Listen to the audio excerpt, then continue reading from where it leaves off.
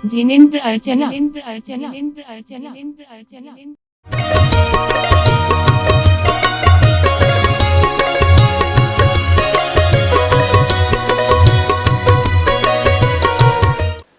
आप लोग क्रोध करते हैं तो क्रोध की परिभाषा भी आप आचार्य कहते हैं छोटी सी भाषा में। मैं तो छोटे छोटे सूत्र लेके आया हूं मां जिनवाणी के माध्यम से, मुझको कुछ नहीं आता। अगर इस पे बैठ के कहने लगा कि मैं पंडित हूं, कोई पंडित नहीं। जो श्रद्धावान, विवेकवान, क्रियावान से कार्य करता है और जिसमें मां जिनवाणी का हमेशा विनय पूरा करता है, तो वही सबसे आचार्य कहते हैं जिसकी श्रद्धा उसी के अनुसार चलना चाहिए। करते कार्य उन्हीं पे रार, यदि है हर जीवन का यही है पूरा सार। तो पंडित जी की एक किताब में लिखा था, मैंने पढ़ा था। क्या लिखा है आप लोग भी जानते हैं कि हम सब उस बात को निरूपण करने के लिए तो हमें संस्कार कब कहाँ से आ जाए, तो चलते हैं उस एक छोटे दृष्टांत के माध्यम से।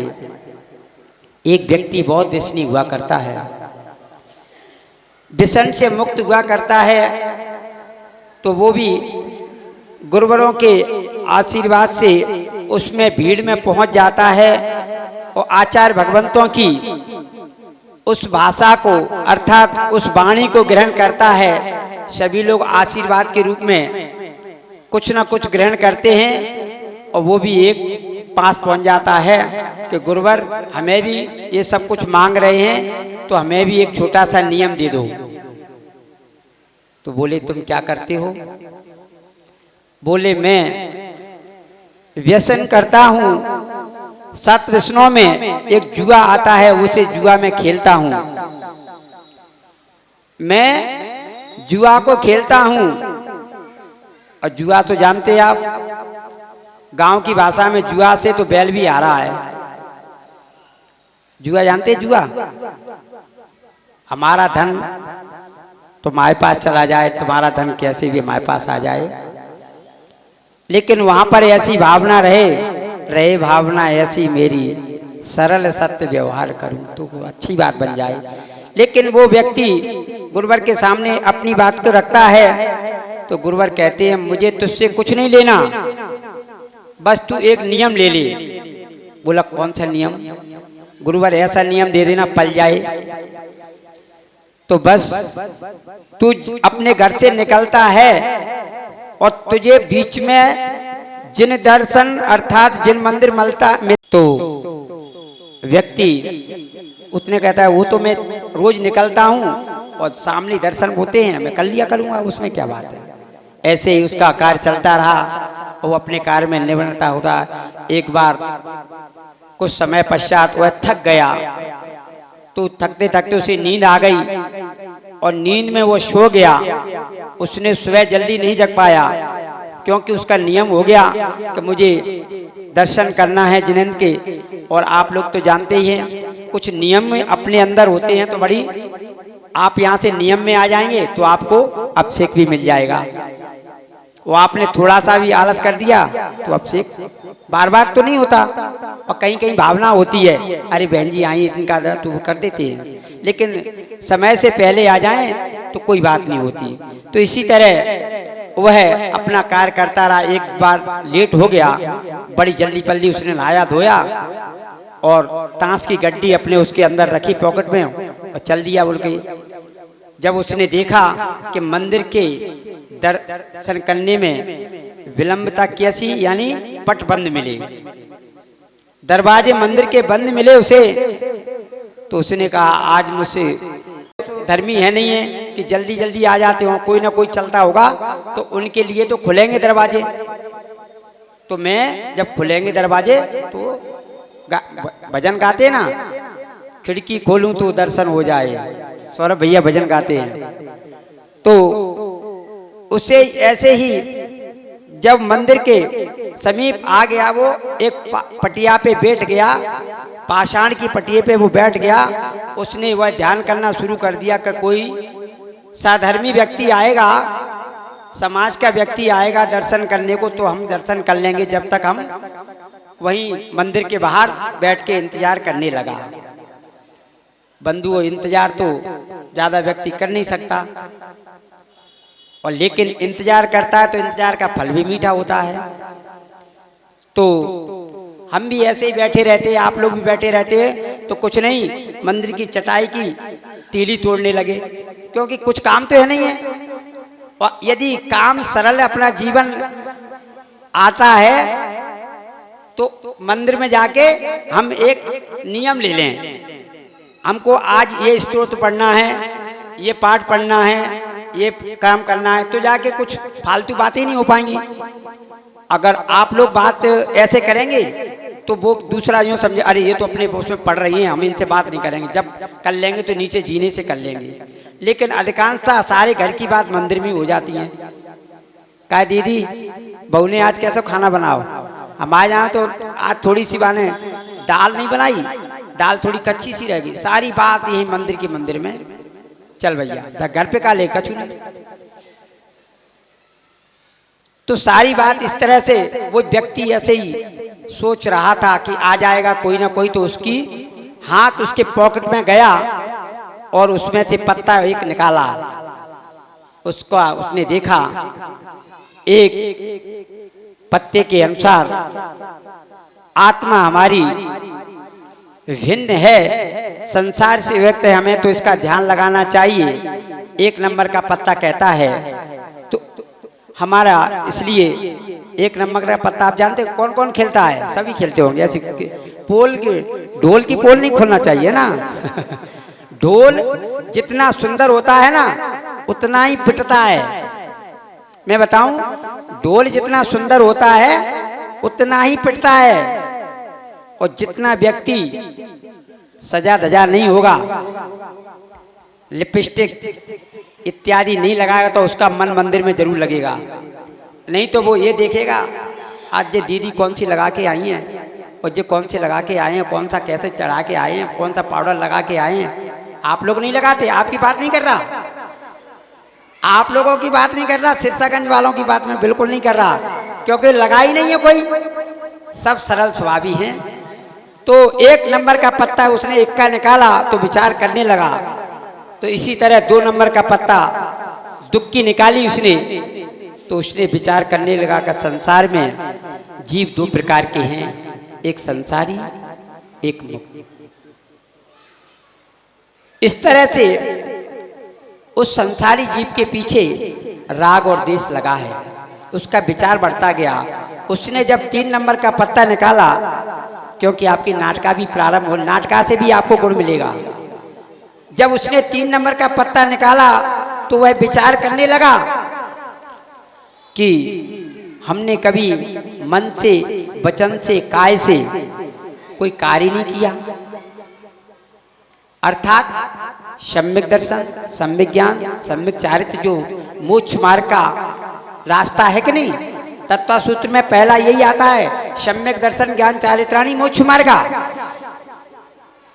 तो ये हमारे सूत्र एक एक चलने के लिए बताते हैं। तो उसने विचार किया कि वास्तव में हमने मन से, वचन से, काय योग से भगवान की आराधना नहीं की, नहीं तो अभी संसार में हमें कुछ ना कुछ राह मिल जाती, शुद्ध राह, भ्रमित हो जाते हैं।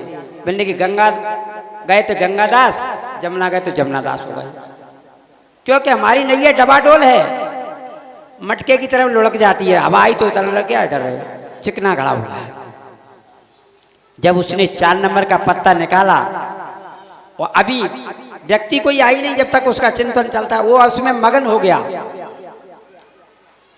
उसमें मगन हो गया। तो 4 नंबर का पत्ता निकाला, उसने विचार किया कि क्रोध, मान, माया, लोभ ये क्या चीजें हैं, कसाय, किसी छोड़ी नहीं।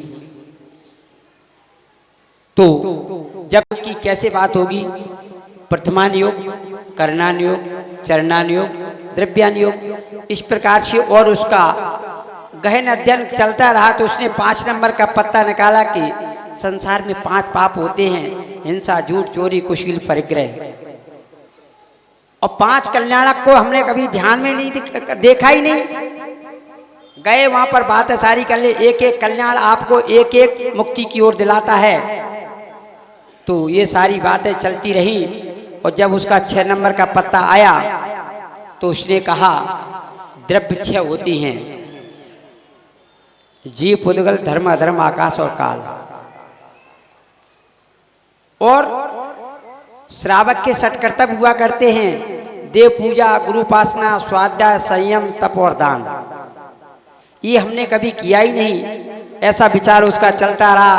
तो जब 7 नंबर का पत्ता आया तो 7 तत्व होते हैं, जीव अजीव तत्व, आश्रय बंध सम्मर निजरा मोक्ष तत्वम। इसलिए 7 तत्वों का भी श्रद्धा नहीं करा। 8 प्रकार के कर्म, ज्ञानावरणी, दर्शनावरणी इत्यादि आपने पढ़ा होगा। ज्ञानावरणी 5 प्रकृतियां प्रभु ने सर्व विनाशी, उनने तो विनाश कर दिया, हमारी एक प्रकृति का विनाश नहीं हो रहा। क्या कारण है? किम कारण अस्ति, क्या कारण है कि सारे लोगों की मैना सुंदरी के द्वारा गंधोदक छिड़कने पर सारे कुष्ठ दूर हो गए और आज हम छिड़कते हैं तो हमारी एक फुंसी भी ठीक नहीं हो पा रही। कहाँ कमी है? तो ये हमें विवेक करना पड़ेगा, कहीं ना कहीं तो कमी है। और जब हमारी कमी पूर्ति हो जाएगी तो अपने आप सर्वांगता प्राण हो जाता है। तो इसी तरह उसने विचार किया कि हमने 8 कर्मों को नहीं जान पाया और सम्यक दर्शन के 8 अंग होते हैं, निशांक, निकाक्षिक इत्यादि, इस प्रकार से उनका भी ध्यान नहीं कर पाया। और चलता है वो 9वें पदार्थ के ऊपर, 9वें पत्ते को निकालता है तो विचार करता है कि संसार में 9 पदार्थ हुआ करते, 7 तत्व, पुण्य और पाप।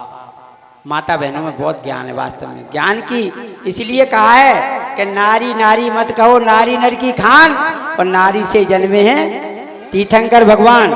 नारी की महत्वता बड़ी है और नारी से वास्तव में महन कोई नहीं है। नहीं, माता ही जन्म देती है तो सन्मार्ग की ओर माता ही ले जा सकती है। 100 टीचरों में सर्वप्रथम माता ही गुड टीचर होती है, शिक्षिका होती है जो शिक्षा ग्रहण कराती है। इस प्रकार से उसने 10 नंबर का पत्ता निकाला तो उसने विचार किया कि 10 धर्म हुआ करते हैं। धर्म तो एक ही हुआ करता है लेकिन उसकी पंक्तियां हैं उत्तम, क्षमा, मार्दव, आर्जव, सत्य, शौच, संयम, तप, त्याग, किंचन, ब्रह्मचारिणी, 10 धर्मा इत्यादि। और जब 11 नंबर का पत्ता निकालता है तो कहता है श्रावक की 11 प्रतिमाएं होती हैं। श्रावक की 11 प्रतिमा होती हैं। उन प्रतिमाओं को, उसमें एक प्रतिमा आती है, कौन सी?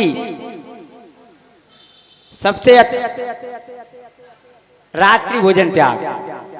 अगर आपने अपना, कहते जैसा खाएंगे अन्न वैसा होगा मन, और जैसा पिएंगे पानी वैसी होगी वाणी। अन्न के ऊपर हमारी सारी आधार टिका है। स्वच्छ खाएंगे तो स्वच्छ विचार आएंगे, और जी हम ऐसा वैसा खाएंगे तो गलत विचार आ जाएंगे। हमारे गुरुवर कैसे परिसरों को सहन करते हैं, वो हमें थोड़ी सी गर्मी लग जाए, ओहो क्या कारण है? तो ये सारे तप के प्रभाव हैं। और जब 12 प्रकार का पत्ता निकालता है तो कहता है कि मैंने कभी 12 भावनाओं का चिंतन नहीं कर पाया है। और 13 प्रकार का जब पत्ता निकालता है, सारे लोगों को आती है। हमें यहीं से पता चल गया कि सभी बहनों को आती है, सभी भाइयों को आती, क्योंकि मैंने यहाँ पर आता रहता हूँ तो आराधना होती रहती है भगवान की। वो दादाजी नहीं दिख रहे यहाँ पर सामने। गुरुजी, आपने मात्र मुझे एक छोटा सा नियम दिया कि आप घर से निकलते समय मात्र दर्शन करना है, तो उसमें आपके कहने से हमारी ये दिशा का पूरा हमारा अवलोकन हो गया। हमारी दिशा बदल गई, हमारी दशा भी बदल गई और दिशा भी बदल गई, दोनों हम आपके चरणों में। और वहीं पर वह अपना ध्यान कर लेता है, गुरुवर से और भी आगे के बढ़ने की प्रयास करता है सारे। तो मात्र जीवन में हमें माता बहनों से यही कहूँगा कि वह अपने जीवन में अपने बच्चों को संस्कार निरूपित करें, तो आपका ये इंद्रध्वज महामंडल विधान हो रहा है वो सार्थक हो जाएगा, सार्थक हो जाएगा। ऐसी बात नहीं, कुछ ना कुछ यहाँ से गुण ग्रहण करें। मेरी भावना में लिखा है गुण ग्रहण का भाव रहे, दृष्टि न दोषों पर जावे। कोई क्या कर रहा है करने दो। कभी भी जैसे भी आप पूजा करते हैं, आपको पूजा मौखाली याद है, फिर भी माँ जिनवाणी को खोल के रखो उस पूजा पे, तो आपका ध्यान उधर रहेगा। आपको याद है भले ही, फिर भी माँ जिनवाणी को समक्ष रखें तो हमारी बात बन जाती है। तो हम सभी यहाँ पर आपका सभी का मंगल हो, ऐसी जिनेंद्र अर्चना